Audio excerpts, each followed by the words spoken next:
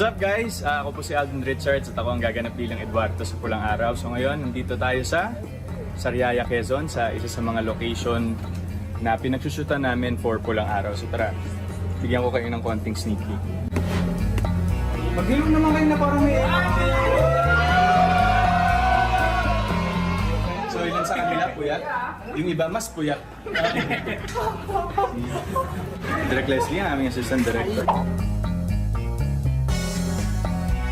Si Boss Roman, ang aming DOP. At ito yung bahay nila, Carmela. Dito nakatira si Teresita at dito nakikitira si Adelina sa mga oras na, sa mga first part ng mga story. So yan. Ito yung hagdanan. Meron kayong isang eksenang mapapanood na may trahedyang magaganap sa hagdanan na to.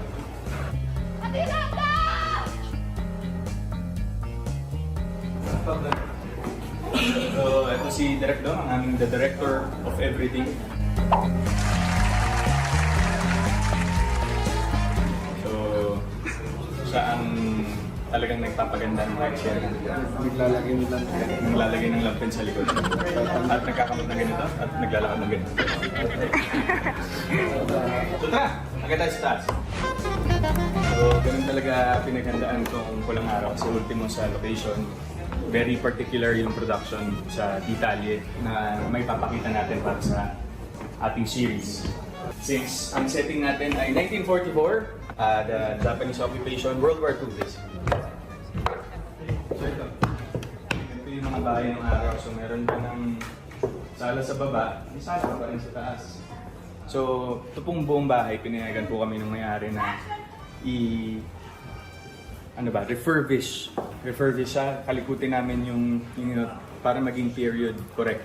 Lahat ng mga detalye ultimo sa mga disenyo na nandito.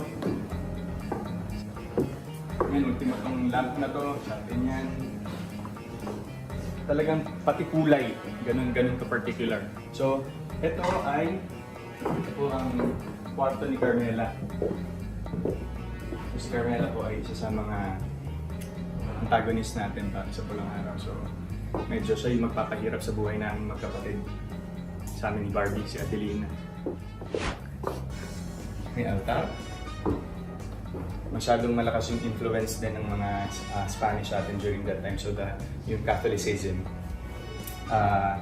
was hugely parang it's a huge part of the lives of Filipinos. Kaya most of the time, yung mga mayayaman, ito kasi yung bahay ng mayaman ng araw, meron silang altar para makapagdasal. Tapos, ito, kwarto ni Teresita. Dito ko siya laging pinagmamasdan dahil doon lamang ako nakatira sa Tawid. So kita ko yung kwarto niya. So sa una, dito yung parang ligawan stage namin during that time. So yun. Basically yun yung sneak peek dito sa isa sa mga location namin for Pulang Araw. At abangan niyo po kami sa GMA Prime, one of the biggest historical series of GMA for 2024, ang Pulang Araw po.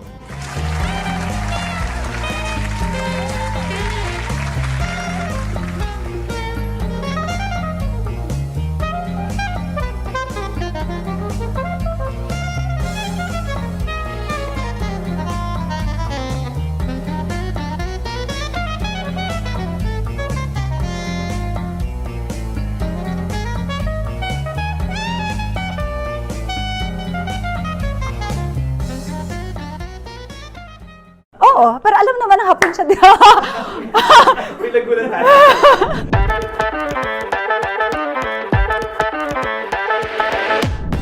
Kuya Dong, nonchalant. Kasi siya yung personality naman niya, makikita niyo kalmado, kung paano siya umarte, kalmado din, pero alam mong may lalim. Uy, yan din nonchalant. Ganon rin si Dennis Trillo. Ganon din, ang lalim niyang aktor. Lalo na dito. Uy, bell pepper na tayo. Tapos last na yung repolyo. Mali! Konting salt lang para healthy. Ayaw natin magkaroon ng sakit sa bato yung mga titikim. After nito, ilalagay na natin ang ating mga vegetables.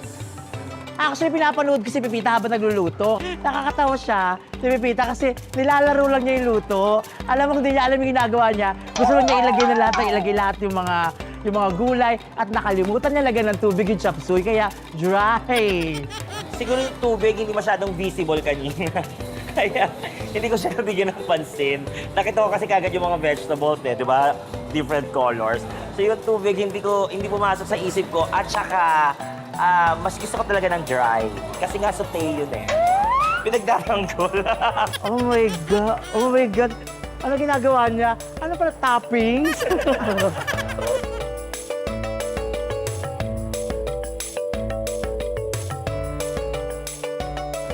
Ano ba yan? Tapos na kami. 1 hour na kami nagpapahinga dito.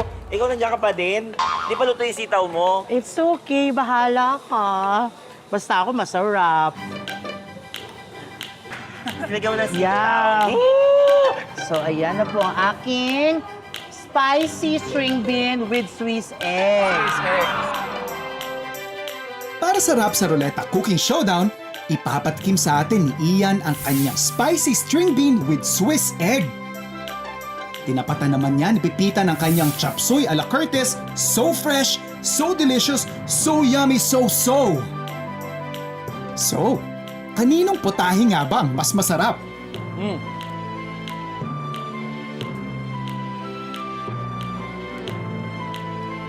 Sabi ko nga, itsura pa lang, pag nilatag mo sa akin sa karinderiyan, isa yan sa ituturo ko Lasa, saktong-sakto. Ang galing nung timpla nung toyo. Yung sitaw naman, gusto ko yung pagka-crunch niya. So overall, winner to. Winner.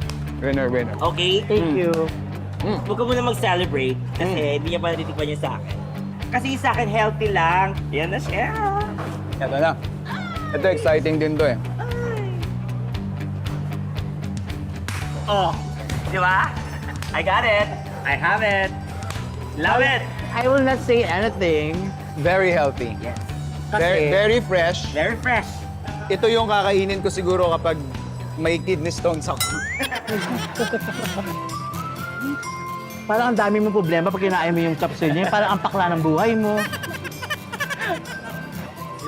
Dumalawa, di ba? Hindi. Ang hirap kasing ma-identify ng lasa. Ang sarap! Tsaka yung anghang. Masarap naman talaga. Para sa akin, between sa inyong dalawa, yung mas o-orderin ko is yung kay Ian. Salamat. Alam mo, actually, hindi talaga ako nagluluto ako, pero minsan hindi ko pa naman perfect. Pero salamat at nanalo ako. Kasi sobrang close ko si Pepita. Alam ko kung marunong siya magluto o hindi. Hindi talaga. Kaya confident na ako doon. Feeling ko si chef, naawa lang siya kay Kuya Ian. Kasi alam mo yun, yung may edad na siya. Kaya sabi siguro ni chef, o sige, ibigay na natin sa kanya. Okay lang naman, patience is a virtue. Kahit na nasa Pilipinas ka, ramdam na ramdam mo nasa Japan ka.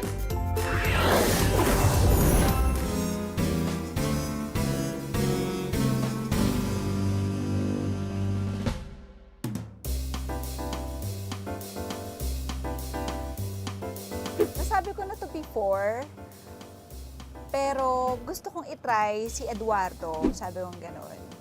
Kasi gusto ko yung palaban talaga na babae, alam niyo yan. Yung nakikita ko, lumalabang ka. No?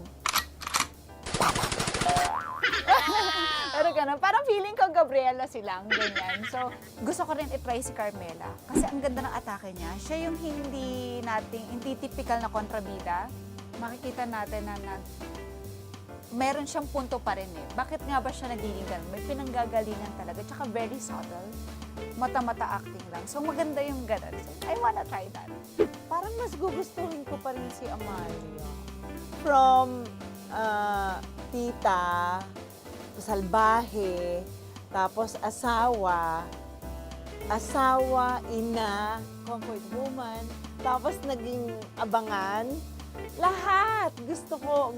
Lahat ng ginawa niya. Walang pinalagpas si Amalia. So, gusto ko yung klaseng ng pagkatao ni Amalia kasi nakaka-Gabriela sila. So, kaya gusto ko. Kay Juan. Actually, napakaganda ng role ni Juan dito dahil siya nagbibigay ng lahat ng mensahe from sa espia, sa guerrilla, at saka sa syudad kung saan kami nagtatrabaho. So, kung sakali mas matanda-tanda yung role ni Juan, palit kami.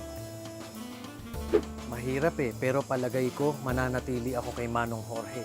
Kasi mahaba na ang aming pinagdaanan at dito nalaman ng tao kung bakit ganun kaseryoso sa buhay si Manong Jorge dahil sa bigat ng pinagdaanan niya at pinaghirapan. Kaya palagay ko, hindi ko siya iiwanan. Walang iwanan kay Manong Jorge.